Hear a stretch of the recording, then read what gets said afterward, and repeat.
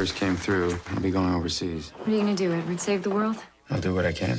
Matt Damon is so dedicated to the CIA, he almost forgets he's married to Angelina Jolie in The Good Shepherd. I'm Richard Roeper. Filling in for Roger this week is Ann Thompson from The Hollywood Reporter. Welcome, Ann. Thanks for having me. All right, let's get to it. Robert De Niro directs a hugely impressive all-star cast that includes 6 Oscar winners, including himself, in our first movie, The Good Shepherd. This is one of the best movies of the year. Matt Damon stars as Edward Wilson, a brilliant but incredibly rigid idealist who joins the mysterious and exclusive Skull and Bones Brotherhood while at Yale in the late 1930s. Angelina Jolie, and doesn't the camera just always fall in love with her, plays a classmate's sister. She takes an immediate and intense liking to Edward. You don't say very much, do you? When there's something worth saying. Oh, well, I think I'm going to like you. Edward is recruited to join the Office of Strategic Services. That's the forerunner of the CIA. We jump back and forth between his early career during World War II and the early 60s when he's a key player in the Bay of Pigs invasion. Let me ask you something. We Italians, we got our families and we got the church. The Irish, they have the homeland. The Jews, their tradition. What about you people, Mr. Carlson? What do you have? The United States of America. The rest of you are just visiting. William Hurt is the director of the CIA. Billy Crudup is a British agent. Alec Baldwin is with the FBI. Nobody completely trusts anybody. I'm not political. We'd be very interested in finding out the names of some of the other organizers for the Cultural Committee. Are you asking me to spy on Dr. Fredericks? I'm asking you to be a good citizen. The plot is complicated enough, made more so by all the chronological jumping around, but I think that's the way it should be with a movie about the CIA. Cameos by De Niro and Joe Pesci and Timothy Hutton, among others, further add to the bigness of this film, which clocks in at about 2 hours and 40 minutes. Either you're going to buy into all the cloak and dagger, or it's going to frustrate you. I found it fascinating, great acting, strong script, a sure-handed directorial effort from De Niro, so for me, Ann, big thumbs up. I think I'm not as enthusiastic as you are. It's not Robert De Niro's forte, cutting a movie. This thing should have been a little shorter. Great script by Eric Roth, but I'm afraid it's a little bit like a history lesson. Well, I think it's pretty fascinating history, though, Ann, because, you know, you got all this double dealing and the CIA and where it came from and all these side characters lurking in the shadows. And then I also thought that the domestic stuff worked pretty well with Matt Damon. The one thing I would say is Matt Damon looks pretty much the same when he's playing a college student as when he's playing a guy who's about to become a grandfather. You know, they didn't do a lot with the makeup and stuff. But I loved all of that stuff, the back and forth and the intrigue. I thought he gave a great performance of a man who's losing his soul as he gives everything he has to the government. Yeah. But Angelina Jolie, I don't think she's the way people want her to be. I think people want her to be sexy and maybe even have sex with somebody, and that does not happen here. There is one scene early on, but you're right. In the first moment you see Angelina Jolie on screen, it's like seeing someone like Rita Hayworth. I mean, she's just a movie star, and you think maybe this is going to be a giant love story between Matt Damon and Angelina Jolie, and she disappears for great chunks of the film. It's just another supporting performance from a woman, and she has so much talent, and I want to see more from her than this movie was able to give Yeah, it's certainly not the greatest use of her skills, but it's okay. I think sometimes you have a huge ensemble cast like this for the stars to take smaller roles. And I mild thumbs up from me. All right. Moving on, our next movie is the high-concept comedy Night at the Museum, starring Ben Stiller as Larry, a sad-sack divorced inventor who, for the sake of his young son, reluctantly takes a steady gig as a security guard at New York's Museum of Natural History. The job proves a challenge. After a departing trio of night watchmen, played by old coots Dick Van Dyke, Bill Cobbs, and Mickey Rooney, leave him alone in the museum, the place comes to life.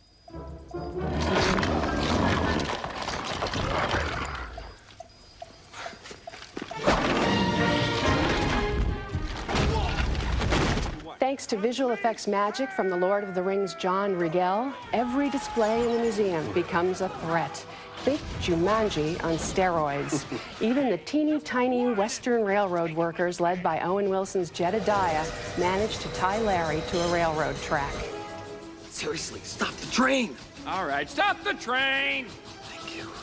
Now full speed ahead and ram him! Split his head like a watermelon!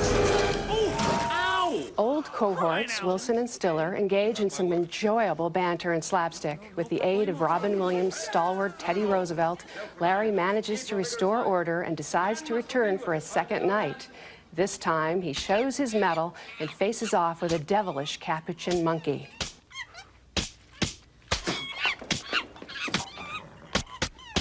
Good Lord, Lawrence, why are you slapping a monkey? Teddy, this guy's been pushing me, and I'm sick of it. The father-son heartstrings get a tad maudlin. Carla Gugino does not spark as a museum love interest. And some of the film's life lessons are heavy-handed. And how do all those mannequins know how to speak English? But thanks to inventive effects and the antics of Stiller and his funny supporting cast, Night at the Museum is just the movie to take the whole family to over the holidays. I'm giving it a mild thumbs up. Well, aren't you generous on this Christmas weekend? Thumbs down for me. And I have to tell you, now my guess here, purely speculation, is that this was probably a wonderful script because there's a lot of imagination here, and I bet it just flew off the page. And you're right, the special effects are pretty impressive, but it's just so dopey. And I've seen far too many movies about divorced dads whose ex-wives now have the jerky new guy in their life, and he's trying to connect with his son. It's blah, blah, blah. No, I agree with that. And then just all the cheap laughs. And I know you have to have the combination of sort of, you know, fantastical stuff and slapstick stuff, but, you know, Ben Stiller and a monkey slapping each other, not once, not twice, funny. but 100 times. That was funny. I laughed. But that's the level of your humor, huh? There was a lot of funny stuff in this movie. I laughed a lot. I thought Mickey Rooney was hilarious. Oh, you know. I thought Ricky Gervais, well, Ricky very Gervais has a funny. couple of nice moments as the head of the museum. I mean, I could see a lot of talent here and things trying to work, but there's just too many scenes of the animals running amok, and then we get wacky music, and they all start dancing, and I don't know. As you said, it's like they're wax figures, but they can speak English. The effects are really good. I mean, that wonderful T-Rex being a dog. I mean, there was a lot of that. And you know, I guess I could probably have gone my whole life without saying the words, Robin Williams is Teddy Roosevelt. It seems like a strange bit of casting, but you're too kind on this one. Okay, later in the show, Clive Owen and Julianne Moore in Children of Men, and next, Matthew McConaughey and Matthew Fox star in We Are Marshall.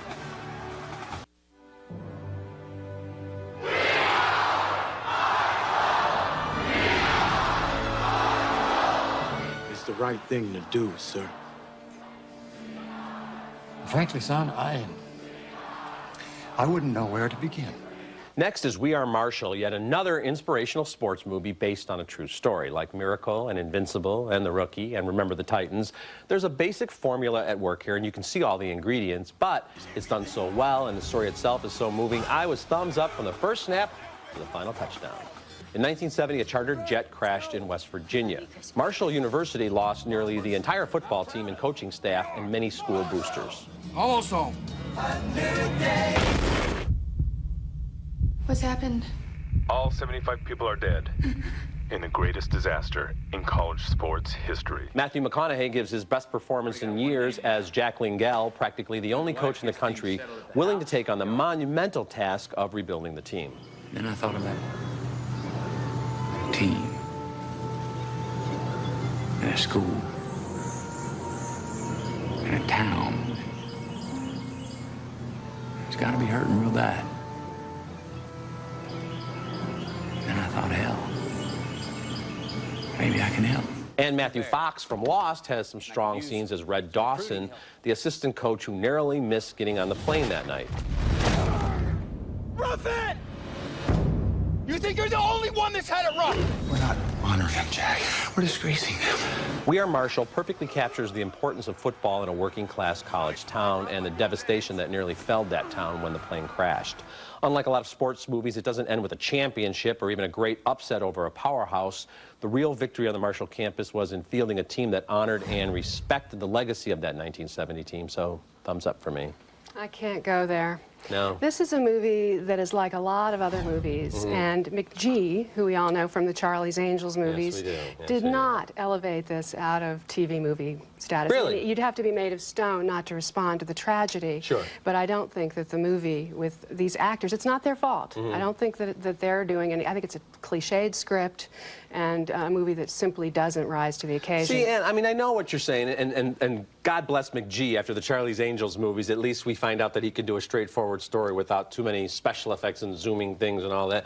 But I thought it did go a little bit beyond some of these sports cliche movies, because you get a lot of scenes of the townsfolk and how they're reacting to this. I thought there was a nice dynamic between Ian McShane and Kate Mara, who was going to marry his son, and she feels like she's got to take care of him because he's got nobody left. And I thought that added a little more depth to this. McShane is an excellent actor, and he and David Strathairn especially were very good. But what about that score? The music, the soaring violins hitting you over the head every time you're supposed to well up in tears. Well, I did not. Well, my friend, I'll tell you something. We had a lot of that same music in Night at the Museum. Every time Ben Stiller looked at his son, it was like, cue the French horn, and we got that little moment. And you're right, but I guess I was already kind of feeling that soundtrack watching it. That score was John Williams-esque. In this case, it is not. It ain't John Williams. Exactly. All right, fair enough. Okay, coming up next, Clive Owen stars in Children of Men. It's over. You Casanova, Joe, it's over. Where's that from? The 80s? That's probably the 70s. Looking at movies now in theaters, all getting 2 thumbs up from guest critic Aisha Tyler and me. Sylvester Stallone in Balboa, Clint Eastwood's Letters from Iwo Jima, and Will Smith, who deserves an Oscar nomination for his work in The Pursuit of Happiness. Next is a must-see for any cinephile. It's a passion project that Mexican director Alfonso Cuarón was able to push through after directing the blockbuster Harry Potter and the Prisoner of Azkaban.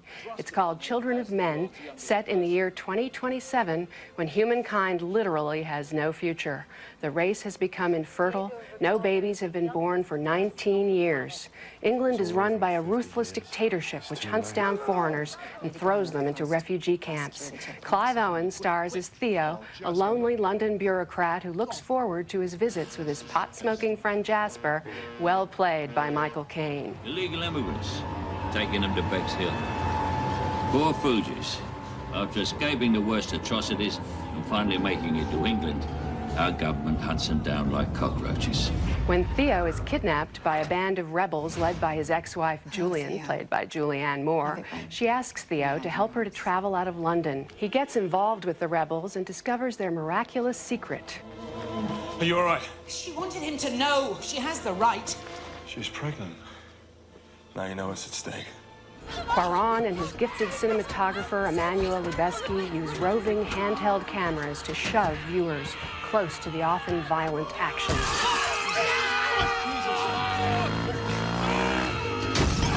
While Cuarón could have made the movie somewhat more accessible to audiences and pulled back some on the immigration politics, this elaborate $72 million dystopian vision belongs in the company of such classics as Mad Max 2, The Road Warrior, Blade Runner, and Fahrenheit 451. Children of Men gets an enthusiastic thumbs up from me. I give it thumbs up as well, Anna, though it's interesting you're going through that list of films about the future. Someday, someone's going to do a movie about the future in which pastels are allowed and everybody's happy, but it's always like everyone has to wear dark grays and it's, you know, a horrible world, but of course it's a cautionary tale. And Clive Owen, I think, is maybe the only actor who would have been even better suited to play Bond than Daniel Craig. I wanted him for Bond. Because he's got such a, you know, a dark, masculine appeal, and in every movie he's in, he always seems like he's wiping blood off his chin and getting back into the fray, so he's perfectly cast.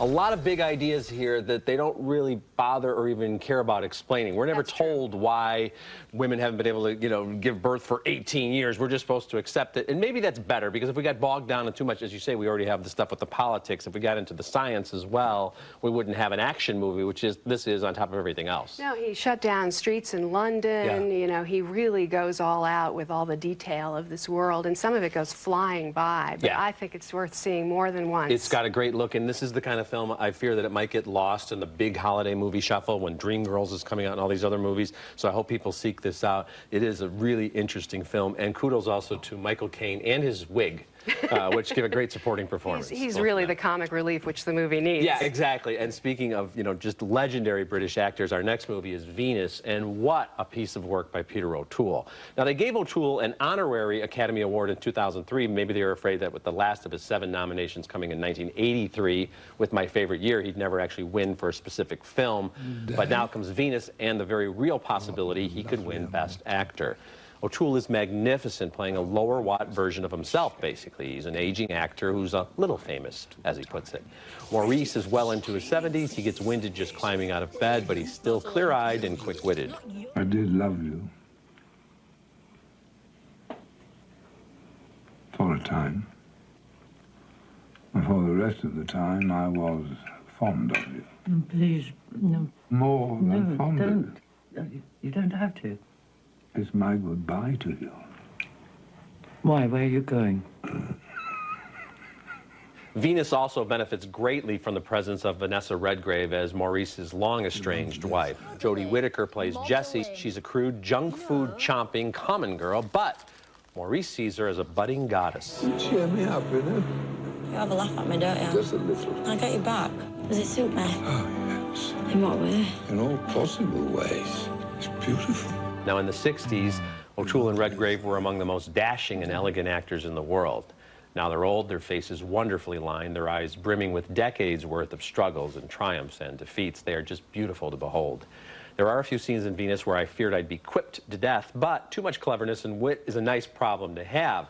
This is a smart and cheeky film with a career-crowning performance from one of the great actors of the last half-century. Big thumbs up for me, Ann. No surprise that I couldn't agree with you more. I want Peter O'Toole to win for this, even though Forrest Whitaker deserves to win, too. Yeah, he's great in Last King of Scotland, sure. But it's a long, long career, and this is a great, great sunset performance from him. And wouldn't that be a great moment at the Academy Awards? I mean, like an old-fashioned Hollywood big movie star moment to see Peter O'Toole, this great actor who's been so good for so long. Well, he hasn't been able to do enough promotion, you know, the way the Oscar race is these days, and I just hope that that doesn't become an issue. I have to assume that the aging Academy is going to respond enthusiastically well, the average age of the Academy voter is, of course, 127, exactly. So they might think this kid O'Toole has got something here. And the film itself, it's not just about Peter O'Toole being a great actor.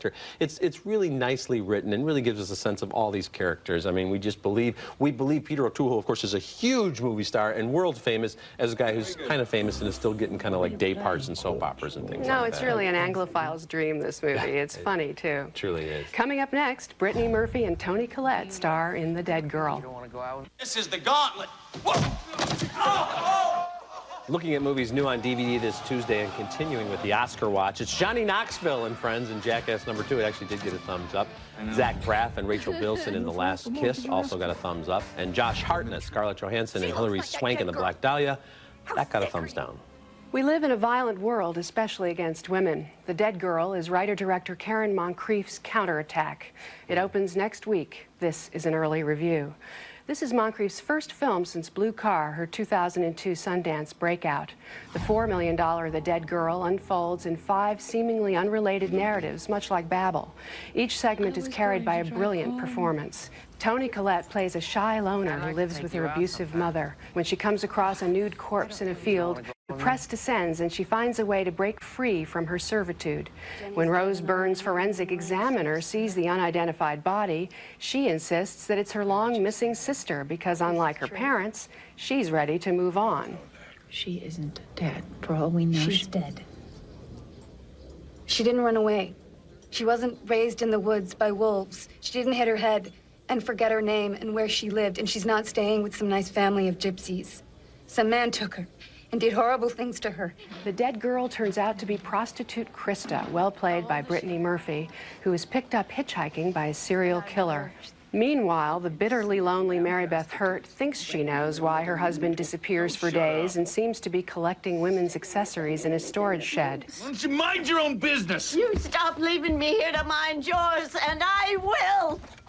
I see the scratches on you. I know what you do. This film sounds like a much grimmer kitchen sink movie than it is. Finally, each of these ordinary women is making her escape from her own private hell. Thumbs up. Big thumbs up for me, and I think, you know, in a film filled with great performances, Mary Beth Hurt just is a wonder to watch, and she deserves all kinds of nominations. And each one of these vignettes is sort of like a perfectly realized short story. I mean, it's just so well written and so well acted. And yes, it's dark, depressing material, but watching the film isn't, because you're seeing such talent at work there. I couldn't agree more. Yeah, great film. Okay, we'll be back to recap this week's show right after this. Closed captioning for Ebert and Roeper is sponsored by MovieTickets.com. Don't miss another show. Buy your tickets online at MovieTickets.com, your own personal box office.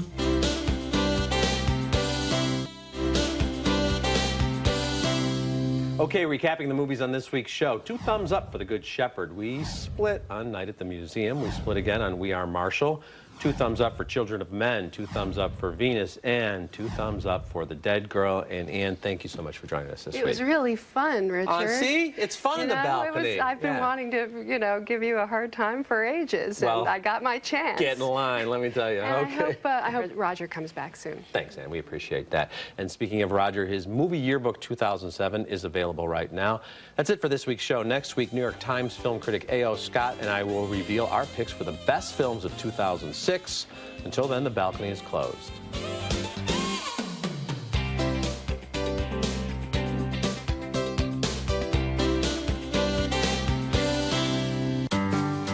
Jelly Belly Berry Cherry Jelly Beans, each handcrafted with the finest ingredients. No wonder they taste so real. Get real. Get Jelly Belly. It's Lane Bryant's biggest sale of the year. Save up to 80% throughout the store starting December 26th at Lane Bryant and lanebryant.com.